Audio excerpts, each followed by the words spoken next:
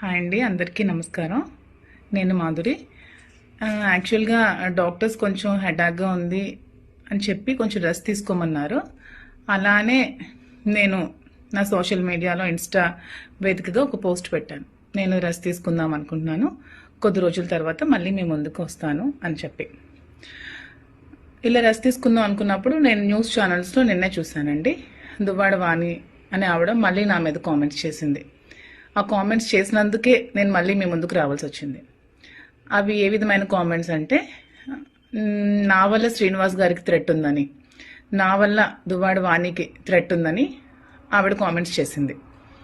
So నా వల్ల threat ఉందనుకుంటే Duvvada Srinivas గారికి 2 years నుంచి ఎవరు చూస్తున్నారండి? 2 years నుంచి అతను ఆలనా పాలనా అంతా ఎవరు చూసుకుంటున్నారు? ఏమే వచ్చి చూసుకుంది? నేనే కదా చూసుకున్నది. మరి 2 years ముందు నుంచి లేని థ్రెట్ ఇప్పుడు ఎందుకండి వస్తుంది సడన్గా? మరి ఈవిడే కదా మీ మీడియా అందరినీ పిలిచి మాధురి శ్రీనివాస్ గారితో ఇదే ఇంట్లో 2 years నుంచి ఉందని చెప్పే కదా ఫస్ట్ ఎలిగేషన్ స్టార్ట్ చేసింది. మీ మీడియా సాక్షిగా తన అందరికీ పిలిచి దివల్ మాధురి అనే అమ్మాయి శ్రీనివాస్ గారితో ఈ ఇంట్లో 2 years నుంచి ఉంటుంది అని చెప్పి కామెంట్స్ చేస్తూ ఆమె ఇక్కడికి వచ్చి ధర్నా స్టార్ట్ చేసింది. అది ఏ విధంగా చేసిందో మీరే చూశారు. టచ్ పాస్ చేసి, డోర్స్ విరగొట్టి, గోడలు విరగొట్టి ఒక 10 మందిని తీసుకొచ్చి శ్రీను గారి మీద అటాక్ చేయడానికి చూసింది. ఈవెన్ చంపడానికి కూడా ట్రై చేసింది ఆ 10 మందితో కలిసి. శ్రీనివాస్ గారు కంప్లైంట్ కూడా ఫైల్ చేయడం జరిగింది. సో థ్రెట్ ఎవరు చేశారో మీరు అందరూ తెలుసుకోవాలని కోరుకుంటున్నాను. ఆవిడ థ్రెట్ చేసిందా? నేను థ్రెట్ చేశానా? ఆవిడ వల్ల థ్రెట్ ఉందా శ్రీనివాస్ గారికి? నా వల్ల థ్రెట్ ఉందా? సో ఇదే విధంగా ఇంకొక విషయం, ఆవిడ ఈ ఇల్లే కావాలి, ఇక్కడి నుంచి నేను కదలను, ఆమె ఇక్కడే వచ్చి ఉంటోంది, ఆమె ఇక్కడ ఉంటే నేను ఒప్పుకోను అనే కామెంట్స్ కూడా మళ్ళీ చేస్తోంది. సో ఆ కామెంట్స్ చేసింది కాబట్టి నేను రెస్పాండ్ అవ్వాల్సి వస్తుంది. ఆమె ఇక్కడే వచ్చి ఉంటోంది, ఉంటాది అనే దానికి ఉంటే మేము ఉంటామండి. ఎందుకంటే శ్రీనివాస్ గారికి పార్థిసం మాషార్ అనే వ్యక్తికి స్థలం తీసుకున్నప్పుడు అతనికి ఒక 60 lakhs ఎలా పెండింగ్ ఉన్నారు. ఈ హౌస్ కన్స్ట్రక్షన్ సమయంలో నేను కూడా ఒక 2 crores ఇవ్వడం జరిగింది. వాళ్ళ బ్రదర్ కూడా ఇచ్చారంట, అది నాకు సరిగ్గా తెలియదు. వాళ్ళ బ్రదర్ కూడా అమౌంట్ ఎంతో హెల్ప్ చేశారని చెప్పడం జరిగింది శ్రీనివాస్ గారు. సో నేనెప్పుడు డబ్బులు తిరిగి ఆశించి అతనికైతే నేనెప్పుడు ఇవ్వలేదు.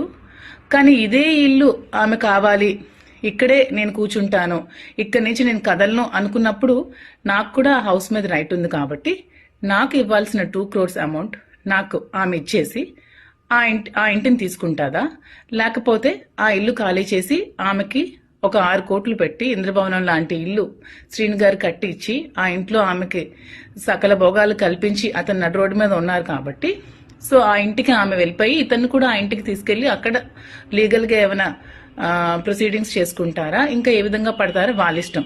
అంతేగాని ఇదే ఇల్లు కావాలి, ఈ ఇంటికి నేను వెళ్ళాలి అనుకుంటే నేను కూడా మీ మీడియా అందరినీ పిలిచి మీ మీడియా సాక్షిగా నేను కూడా ఇంటికి రావడం జరుగుతోంది. యాక్చువల్గా నేను ఎప్పుడు కూడా నేను మీ ముందు ఇంతవరకు బయటపెట్టలేదు నేను శ్రీను గారు నాకు డబ్బులు ఇచ్చాను, అగ్రిమెంట్ చేసుకున్నానని. కానీ శ్రీను గారు యాక్చువల్గా ఎప్పుడు ఎవరు అమౌంట్ ఉంచుకునే వ్యక్తి కాదు. అందుకని అతను ఎప్పుడైనా నాకు ఉన్నప్పుడు నీకు ఇచ్చేస్తానని చెప్పి నాకు చెక్స్ ఇవ్వడం జరిగింది. ఇదిగోండి ఈ చెక్స్, ఇవి 50 lakhs ఒకటి, ఇది కూడా 50 lakhs, ఇది 450.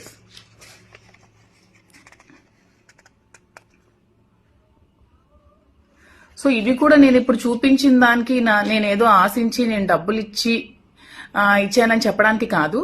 ఆమె ఆ ఇల్లు కావాలి, నాకు ఇక్కడే నేను ఉంటాను, ఈ ఇల్లుకి ఎవరికి రైట్ లేదు అని అంటోంది కాబట్టి నేను చూపించాల్సి వచ్చిందండి. సో ఈ అమౌంట్ నాకు క్లియర్ చేసేసి ఆమె ఇల్లు తీసుకుంటుందా, లేకపోతే ఆమెకి శ్రీనివాస్ గారు ఇచ్చిన ఇంటికి వెళ్లి శ్రీనివాస్ గారితో ఏమైనా లీగల్ గా ప్రాబ్లమ్స్ ఉంటే తేల్చుకుంటుందా?